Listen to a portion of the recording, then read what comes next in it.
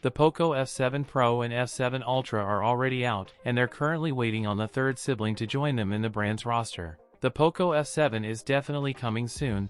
Poco F7 surfaces on FCC with live image, hints at global launch. Poco F7 boasts a 6.83-inch OLED display featuring a 120Hz refresh rate. It also has a 1.5K resolution, an in-display fingerprint scanner, and an IR blaster. The Poco F7 is powered by the Snapdragon 8's Gen 4 chipset, with up to 16GB of RAM and 1TB of storage. Run Android 15 with Xiaomi's HyperOS on top. The device is equipped with a dual camera array. It includes a 50MP primary sensor with optical image stabilization (OIS) and an 8MP ultra-wide lens. Additionally, it sports a 20MP front-facing camera. Other notable features include Wi-Fi 6, Bluetooth 5.4, and a 6,550 mAh battery with support for 90-watt fast charging. That's it for today's video. If you enjoyed it, don't forget to like, comment, and subscribe for more content. Thanks for watching, and I'll see you in the next one.